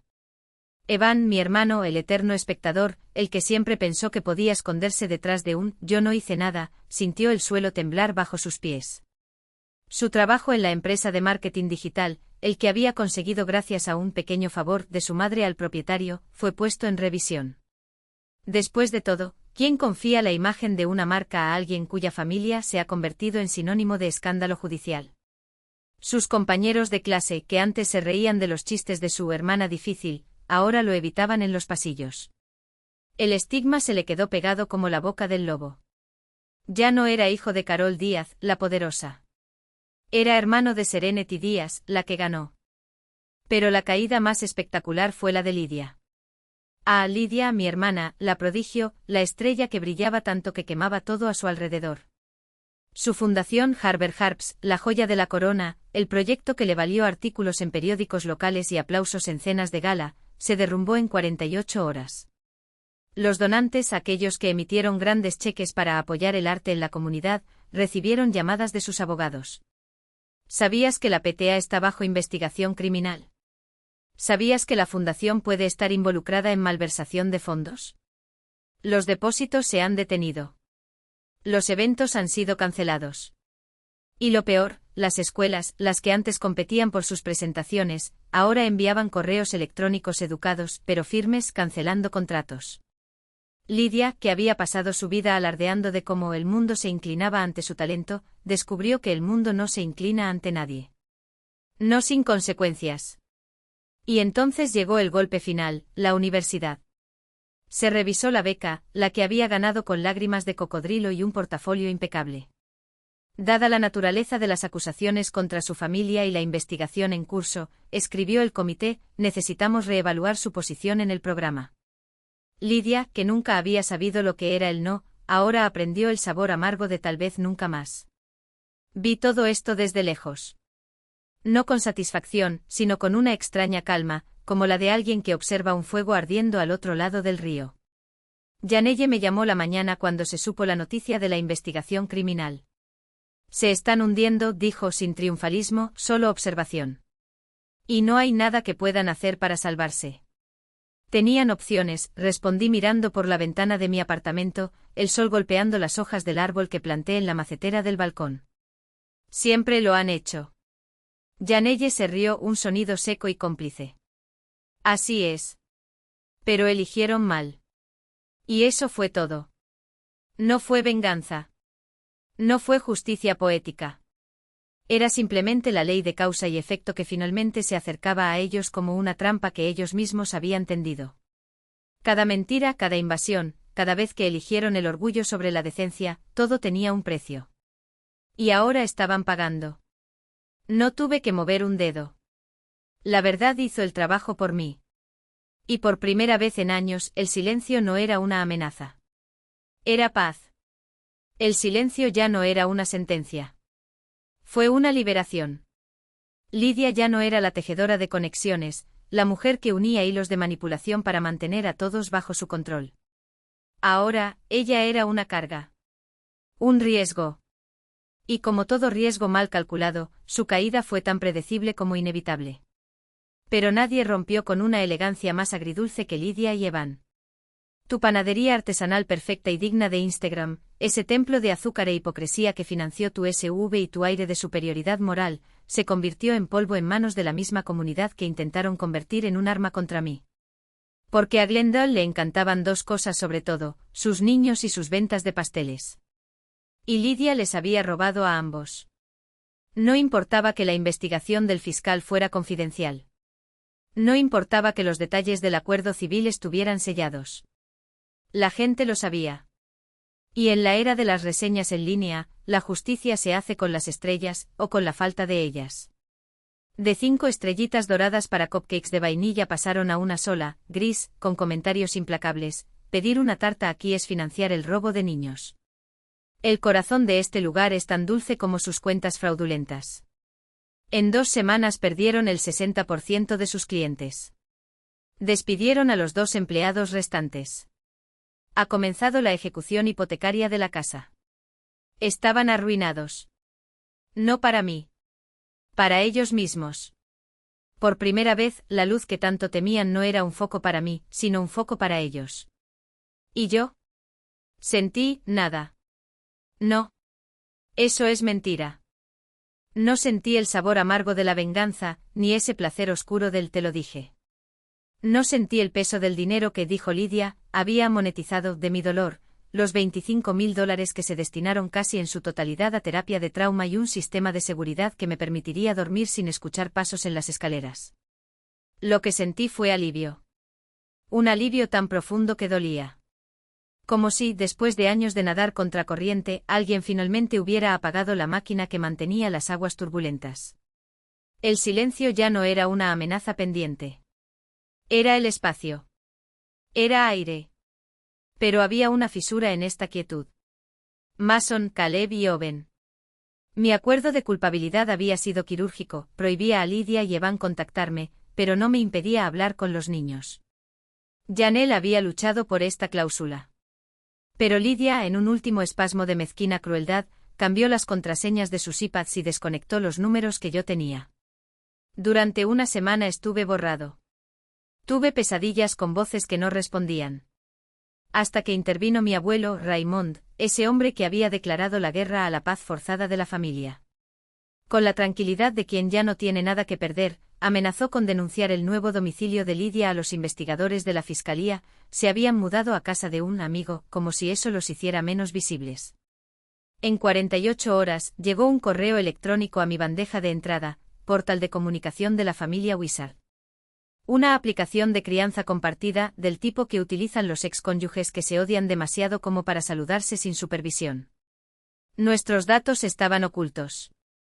Los mensajes son monitoreados y grabados.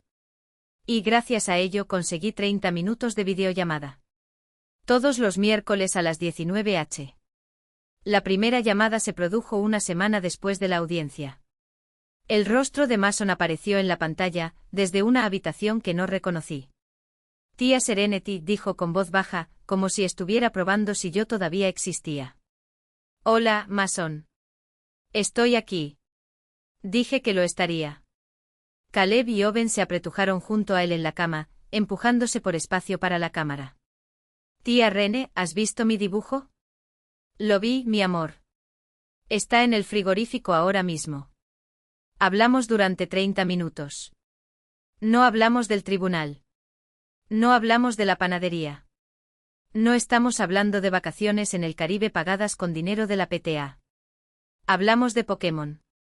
Hablamos de un diente que estuvo a punto de caerse. Hablamos de un perro gracioso que vieron en la calle. Durante media hora fueron solo niños. Y yo solo era yo. Y por primera vez en años, eso fue suficiente. La familia numerosa, los que habían contemplado el espectáculo en silencio, empezó a emerger de las sombras como cucarachas cuando se apagaron las luces. Mensajes tímidos, casi avergonzados. Oye, Serenity, soy el primo Mark.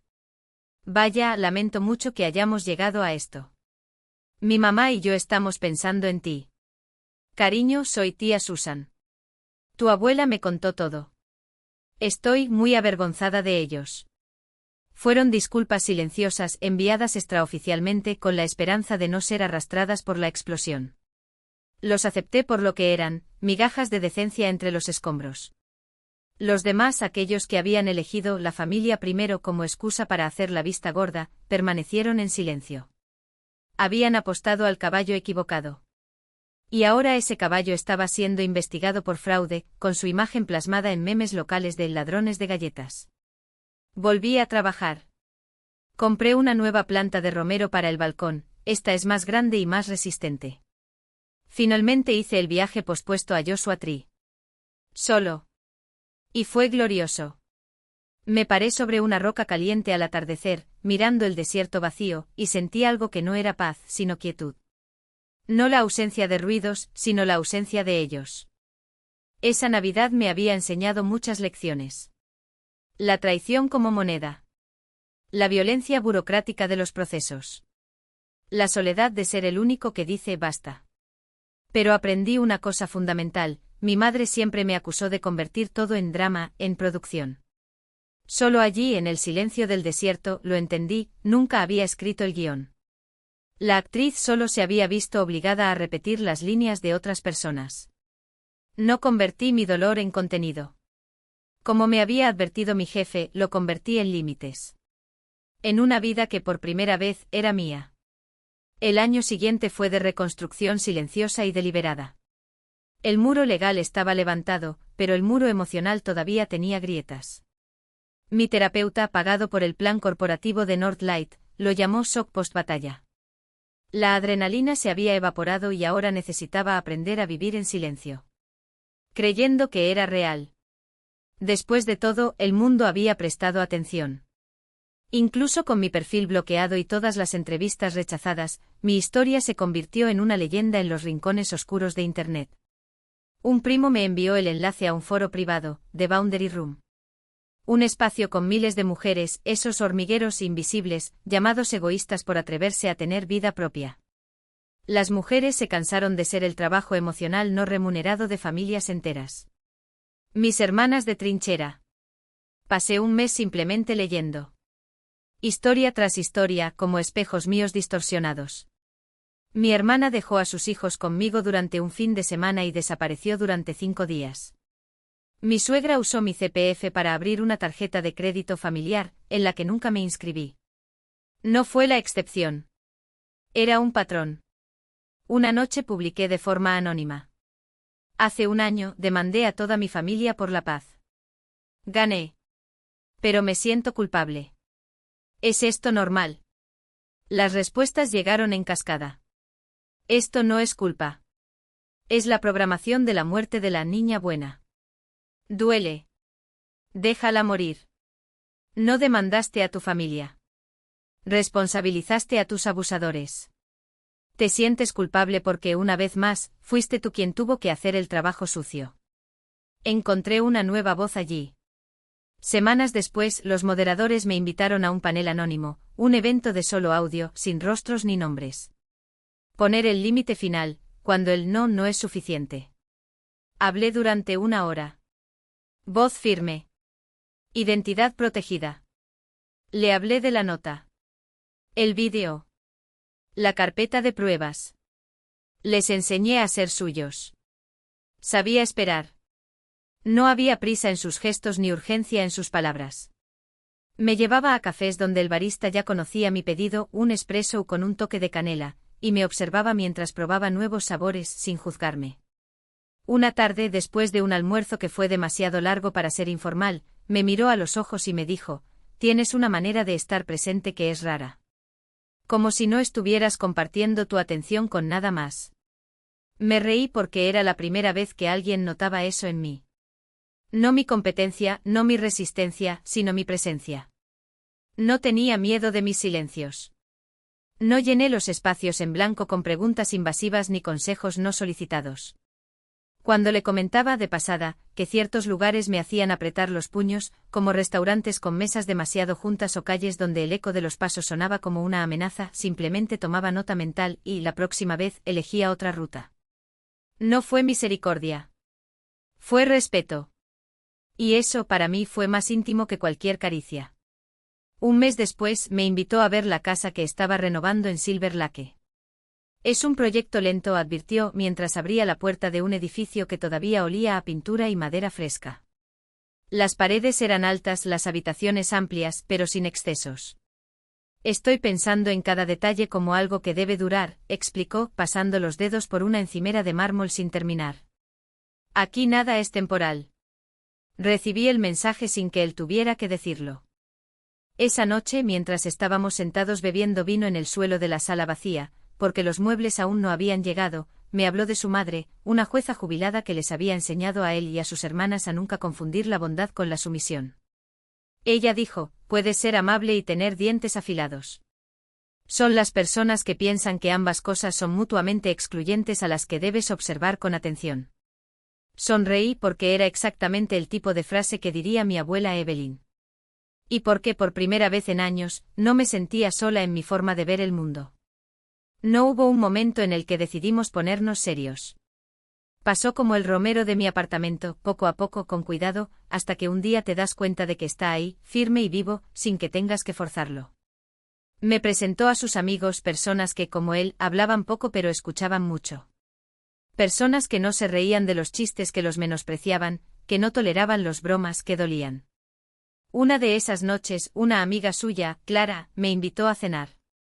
«Noah nos dijo que eres la persona más valiente que conoce», dijo en voz baja.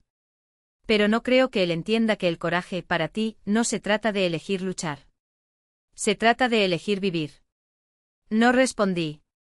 Simplemente le estreché la mano, porque era la primera vez que alguien entendía eso sin que yo tuviera que explicárselo. La Navidad de ese año fue diferente. Por la mañana fui a casa de mis abuelos, según lo acordado. El aroma del asado de mi abuelo inundaba la casa y mi abuela servía vino en copas que brillaban a la luz de las velas. No hubo preguntas sobre el pasado ni miradas de lástima. Solo risas y la sensación de que por primera vez tenía un asiento en la mesa por elección, no por obligación. Por la tarde, Noah me recogió. Te traje algo, dijo entregándole un sobre grueso. En el interior no había joyas ni regalos caros. Había fotografías, docenas de ellas impresas en papel de algodón. Son los lugares que mencionaste que te encantan, explicó. El banco donde te sientas en la playa. La panadería que hace ese pan de fermentación lenta. La calle donde corres al amanecer. Quería que vieras tu vida desde afuera, que recordaras que es hermosa. No lloré. Simplemente lo abracé porque fue lo más generoso que alguien jamás había hecho por mí. En la víspera de Año Nuevo, mientras el cielo de Los Ángeles explotaba con fuegos artificiales, me preguntó, ¿qué quieres de ahora en adelante? No fue una propuesta. Era mejor, era una pregunta abierta. Y por primera vez no tuve que pensar antes de responder. Quiero una vida que no necesite ser justificada. Quiero despertar y saber que nada de lo que tengo me fue quitado por la fuerza. Quiero personas a mi alrededor que sepan que el amor no es moneda de cambio. Y dudé porque era nuevo admitir esto, querer cosas. Sin culpa. Él sonrió porque entendió. Porque él también quería eso. Y porque por primera vez no pedía permiso para existir. Simplemente existía. Visitas supervisadas. 2 palabras que hace un año me habrían hecho temblar. Ahora eran solo cartas en papel, términos de un contrato que yo mismo había dictado. Ya no había lugar para el miedo que una vez me paralizó, ese miedo que me hacía creer que cualquier concesión sería una traición a la niña que era. Pero la niña que yo era ya no necesitaba protección. Ya se había convertido en la mujer que firmaba documentos con mano firme, que miraba a los ojos de quienes alguna vez la rompieron y veía, por primera vez, un reflejo de su propia fuerza. Janelle deslizó el bolígrafo hacia mí. No hubo prisa. No hubo ningún drama. Solo el suave sonido del aire acondicionado y el peso del silencio entre nosotros, un silencio que por una vez, no fue opresivo sino merecido. Vuelvo a leer cada línea, no por sospecha, sino por placer. Porque esas cláusulas no eran solo límites, eran una prueba de que los límites podían ser hermosos. Esa justicia no necesitaba ser ruidosa para ser real. Yo firmé. El sonido del bolígrafo raspando el papel fue casi imperceptible, pero resonó en mi interior como un acorde final.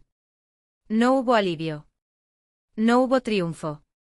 Simplemente existía la certeza de que este era el fin, no de una guerra, sino de una era. Cuando levanté la vista, vi a Lidia todavía temblando, a Evan con el rostro enterrado entre las manos y a mis padres reducidos a sombras de lo que eran antes. No sentí pena. Sentir pena sería darles algo que no merecían, la ilusión de que todavía tenían poder sobre mí. La señora Evan recogió los documentos, los alineó con precisión quirúrgica y miró su reloj. Está hecho, dijo. Este acuerdo entra en vigor inmediatamente. Cualquier infracción será tratada como una falta de respeto a la orden judicial. Hay copias para todos. La reunión está cerrada. Y así fue sin ceremonias. Noah me estaba esperando en el café de la esquina, como prometió, con un libro en las manos y un té que ya debía estar frío. No preguntó cómo había sido. No era necesario. Todo lo que hizo falta fue una mirada a mi rostro libre por primera vez en años, de esa tensión que siempre vivía entre mis cejas, para sonreír y poner el libro en mi bolso. Nos vamos, dijo extendiendo su mano. Todavía hay tiempo para salir a la carretera antes del atardecer. Y eso fue todo. No hubo discursos. No hubo lágrimas. No hubo la catarsis que prometen las películas, ese momento en el que el villano se arrodilla y pide perdón, y la heroína, magnánima, lo absuelve con un abrazo. La vida real no es así. La vida real es firmar un papel en una habitación beige, salir al sol de diciembre y conducir hacia el desierto con alguien que sabe hacer tonterías y respeta tus fronteras más que cualquier palabra bonita. Joshua Tree nos recibió con ese vasto silencio, ese cielo que parece más alto de lo que debería ser. Montamos la tienda mientras se ponía el sol, pintando las rocas de color naranja y morado. Noah encendió un fuego y yo me senté a su lado, con la espalda apoyada en una piedra caliente, escuchando el crepitar de la leña. No hablamos de familia. No hablamos del pasado. Hablamos del libro que estaba leyendo, de la receta no clave que quería perfeccionar, de cómo el desierto tenía una manera de hacer que incluso las heridas más antiguas parecieran pequeñas. Esa noche soñé con el océano. No con el mar agitado de Venecia, ese que me recordaba a las tormentas, sino con aguas tranquilas, transparentes, donde se podía ver el fondo. Me desperté con el olor a café y el sonido de Noah riéndose en voz baja de algo que decía la radio. El sol ya había salido y el aire tenía ese frío seco que solo tiene el desierto, ese frío que no congela, solo te despierta. ¿Quieres café?, preguntó entregándome ya una taza. Lo tomé sintiendo el calor en mis manos y respiré profundamente. No fue un nuevo comienzo. No fue un final. Fue solo un día. Un día que me pertenecía. Un día en el que por primera vez no necesitaba convencerme de que merecía estar allí. Sí, dijo. Quiero café. Y luego quiero ver a dónde nos lleva este camino. El portal estaba cerrado. Todas las visitas serían supervisadas por Raymond o Evelyn, o por un tercero neutral elegido de mutuo acuerdo. Bajo ninguna circunstancia sería el supervisor predeterminado. Este acuerdo no me obligaba a cuidar de nadie. Nunca. La firma estaba supeditada al cumplimiento total 100% de la orden judicial permanente y del proceso penal en curso. Tomé el bolígrafo. No los miré. No me acerqué. No ofrecí una palabra de consuelo. No fue una reunión. No fue el perdón. Fue un armisticio. Un tratado firmado sobre las cenizas de una guerra que habían iniciado. Firmé mi nombre. Está terminado, dijo la señora Evan. El documento es vinculante. Se presentarán copias ante el tribunal. Pueden retirarse. Janelle y yo nos levantamos primero. Salí sin mirar atrás en el ascensor. Ella apretó mi brazo. Se acabó, serenidad. Para siempre. Se acabó, confirmé. Mis abuelos estaban en el vestíbulo. Mi abuela Evelyn tomó mi rostro entre sus manos y me besó en la mejilla. Mi abuelo Raymond, como siempre, fue práctico. Le tendió un sobre. Esto no es para ti, dijo con voz áspera. Lo abrí. Era un certificado bancario, un fondo de inversión. La beca Mason, Caleb y Owen Díaz. Había depositado $50.000. Es un fideicomiso, explicó mientras salíamos a la fría y brillante luz de diciembre. Sus padres nunca lo tocarán. No podrán envenenarlo. Las acciones de los padres no son su carga. Esta es una frontera para su futuro. Lo miré. Mi abuelo, el ingeniero silencioso, el hombre que me había dado el escudo de su palabra y la espada de su abogado. Esa noche estaba en el balcón. Nochebuena. Noah terminó su famoso Nokia en el interior. La costilla de mis abuelos me estaba esperando al día siguiente. Mi teléfono estaba muerto. El aire era nítido, limpio y puro. Respiré hondo y me di cuenta, el nudo había desaparecido. Esa opresión fría en el pecho, la expectativa constante, la ansiedad permanente que me había acompañado desde que era niña. No rompió a llorar de reconciliación. No se curó con una disculpa mágica y perfecta. No eran mejores personas. Simplemente eran personas destrozadas. Ahora, cosechando lo que sembraron. El nudo no se desató. Fue cortado. Lo interrumpí. Con la verdad. Con prueba. Con la ley. Con la fuerza fría, dura y definitiva de mi propia voluntad. Levanté una frontera. No de pastillas, sino de acero. Y yo la defendí. Y finalmente fui libre.